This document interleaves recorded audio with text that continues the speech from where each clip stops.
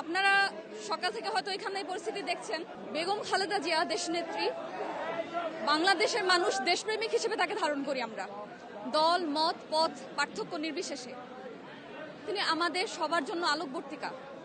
কিন্তু তার মানে এই নয় যে যে কোনো কিছুকে ইস্যু করে জগন্নাথ বিশ্ববিদ্যালয়ের 17,000 শিক্ষার্থীর অধিকারকে বঞ্চিত করতে পারবো আমরা।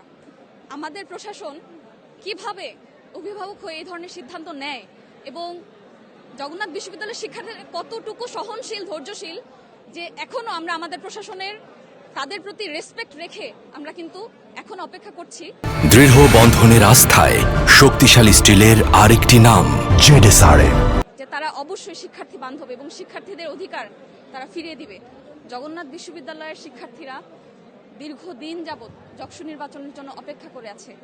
আমাদের এখানে কোনো সুযোগ নেই যে যকসু যাই হোক, যকসু কোনোভাবে বানচাল করার কোনো সুযোগ জগন্নাথ বিশ্ববিদ্যালয়ের শিক্ষার্থীদের কাছে নেই, কারণ আমাদের শিক্ষার্থীদের দেয়ালে পিঠ থেকে গেছে। আমরা আমাদের অধিকারকে যকসুর মাধ্যমে বাস্তবায়ন করার জন্য আমাদের রক্ত ঘাম সবকিছু ঝরিয়েছি। কোনো শিক্ষার্থী আজকে এখানে নির্বাচন ভোট না দিয়ে কোনোভাবে এখান থেকে নড়বে না ইনশাল্লাহ।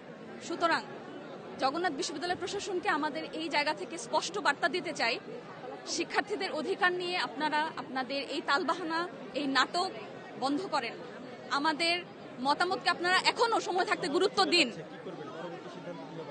আমরা এখান থেকে যেভাবেই হোক যকসুর অধিকার আমরা আজকে 30 তারিখ 30শে ডিসেম্বর 2025 আমরা যকসুর লেগাসি এখান থেকে তৈরি করে তারপরেই যাবো ইনশাল্লাহ। সেটার জন্য আমাদেরকে যা করতে হবে আমরা সর্বোচ্চ ধৈর্যের পরিচয় দিব ইনশাল্লাহ।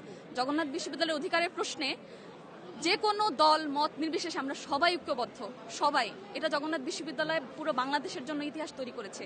বিগত সময়গুলোতে আমরা আন্দোলনে সবাই সমস্বরে একই কণ্ঠে কণ্ঠ রেখে আমাদের আন্দোলনগুলো বাস্তবায়ন করছি। সুতরাং এখানে যকসুর অধিকারে আমাদের শিক্ষার্থীদের মধ্যে কোনো রকমের মত পার্থক্য নেই এবং এটি অধিকার আমরা আদায় না করে আজকে এখান থেকে আমরা নড়বো না ইনশাল্লাহ।